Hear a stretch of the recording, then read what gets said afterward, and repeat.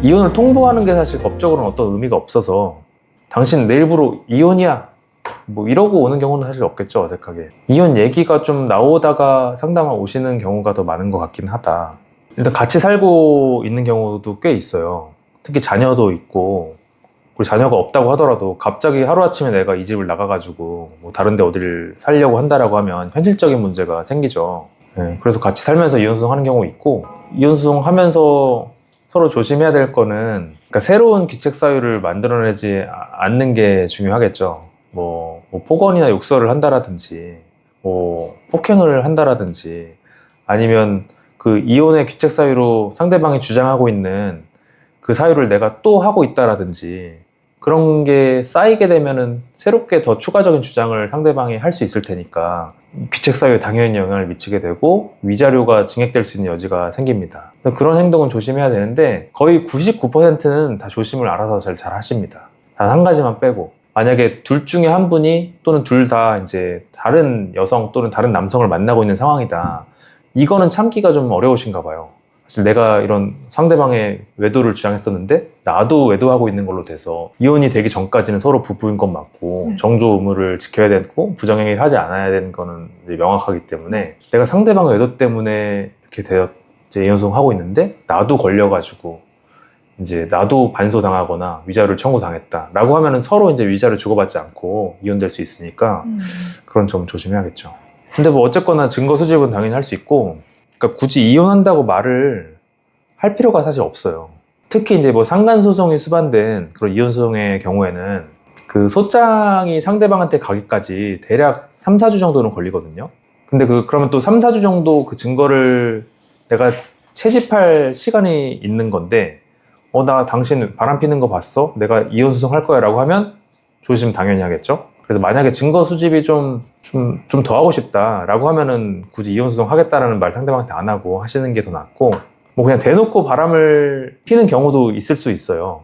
그럼 이제 소송 중에도 계속 뭐 부정행위 하는 경우 있거든요. 그러면은 그 증거들은 계속 내가 채집해가지고 법원에 제출하면은 그것까지 다 해서 판단을 받을 수 있습니다. 옛날에는 그렇게도 했던 것 같아요. 근데 내가 대신 받고 나서 한 달이 지나서 답변서 안 내고 뭐 선고기일 통지서 오고 그냥 다 배우자가 받아가지고 하면 그냥 무변론 판결 날 수도 있는 건데, 그러니까 이런 게 부작용이 좀 있었던 것 같아요. 그래서 지금은 뭐 민사소송이나 뭐 다른 행정소송이나 뭐 형사사건도 다 배우자가 받거나 동거 가족이 받으면 다 송달로 다 인정되거든요. 네. 근데 가사소송은, 특히 이혼소송은 아예 그 소장 이름이 있을 거 아니에요. 이혼소송 서류는 그 밑에 가로치고 배우자에게는 주지 마십시오가 써 있어요. 그 배우자한테는 주지 않고 당사자한테만 찾아서 이제 주게 되죠.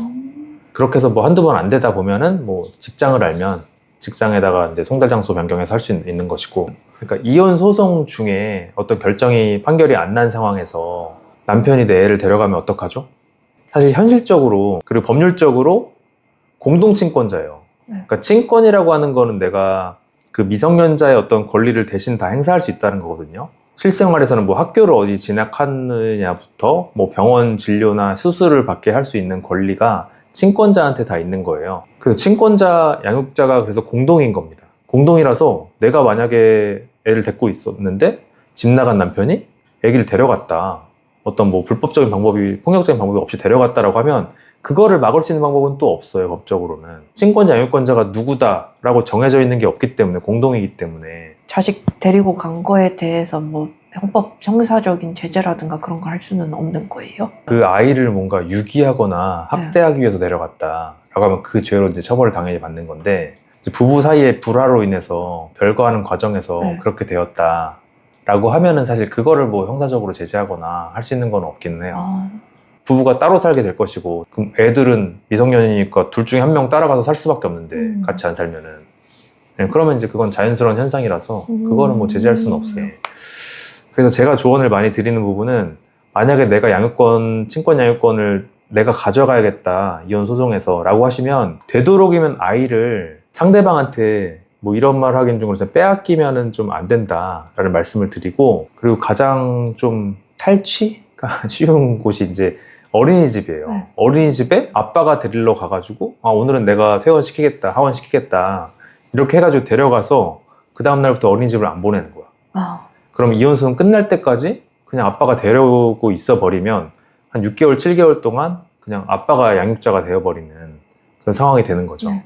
그래서 그 양육권을 판단할 때 여러 가지 요소들이 있는데 그 중에 하나가 현재 양육을 누가 하고 있는지, 그 아이가 현재 생활하고 있는 이제 생활권이 있을 것이고, 거기서 뭐 유치원도 다니고 뭐 학교도 다닐 수 있고 거기 친구들도 만나고 할 텐데, 이미 그게 다 이제 형성이 다 되어 있고 애 주변 환경이 다 되어 있는데 이거를 갑자기 부모가 이혼했다고 해서 저쪽으로 옮겨버리는 게 맞는 거냐, 이런 이제 생각을 하기 때문에 그 요소가 이제 판단 요소 중에 하나가 되는 거거든요. 양육권을 내가 갖고 와야겠다라고 하는 사람은 최대한 이혼 소송 끝날 때까지도 계속 내가 아이의 양육을 하고 있는 게 유리는 합니다. 어쨌거나 그 어린이집에다가도 양육을 현재 하고 있는 사람 입장에서는 선생님한테 지금 우리가 사실 이런 이혼 소송 중이니까 애 아빠가 와서 하원시킨다고 하더라도 절대 그렇게 하시면 안 된다. 만약 그런 상황이 되면 나한테 연락을 해달라고 해서 그런 거는 좀 미연에 대비를 좀 하시는 게 이제 필요합니다. 우리가 실제로 사건 하다 보면은 어린이집 가가지고 이렇게 하는 경우가 가끔 있어요. 그러니까 그런 경험이 있는 어린이집들은 확인을 확실히 하겠죠. 네. 그리고 물론 납치 수준으로 저렇게 탈취를 만약에 해간다라고 하면 불법까지는 아니더라도 재판부에서 폭력 유사한 방법으로 저렇게 해가는 걸 보면 그 사람한테 양육권을 줘서는 안 되겠다는 생각을 할 수도 있습니다. 그 정도에 따라서. 그리고 그 미성년자 약취나 이런 죄가 성립될 수도 있어요. 근데 그거는 폭력적인 방법에 의해서. 근데 그것도 애 아빠가 그렇다라고 하면 이게 좀 성립되긴 쉽지 않습니다. 뭐 시부모라든지 아니면 뭐 시동생이라든지 다른 친권자 아닌 다른 친척이 개입해가지고 뭔가 했다라고 하면은 미성년자 약취죄도 성립 가능성이 있어요. 만약에 탈취를 했다, 정말 불법적으로 했다라고 보이면은 그 사람한테 친권 양육권을 보통 법원에서 안 줍니다. 이혼을 한 이후에도 면접교섭을 했다가 뭐 그렇게 한다라고 하면은 다시 인도 청구를 할 수 있어요. 그럼 인도 청구를 해서 받아들여진 그런 상황에서라면 또 면접교섭 배제 청구도 가능하거든요. 혹시 애한테 진짜 뭐 학대를 한다라든지 해코지를 한다라든지 탈취를 한다라든지 하면 면접교섭 배제 청구도 가능합니다.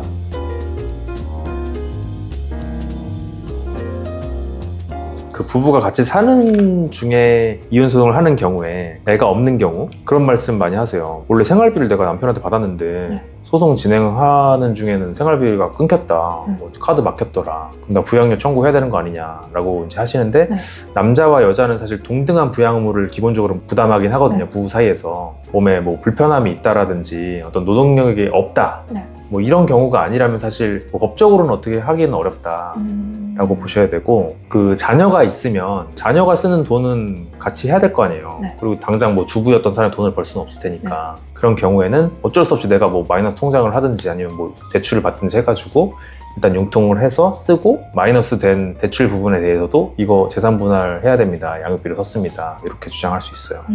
그리고 만약에 이제 근데 남편이 나갔다 집을, 근데 나 혼자 애를 키우고 있다, 근데 양육비를 안 준다, 이거는 안 돼요. 그래서 양육비도 그 소송에서 이제 청구를 할 수 있습니다. 매달 얼마씩으로 해가지고 청구를 할 수 있어요.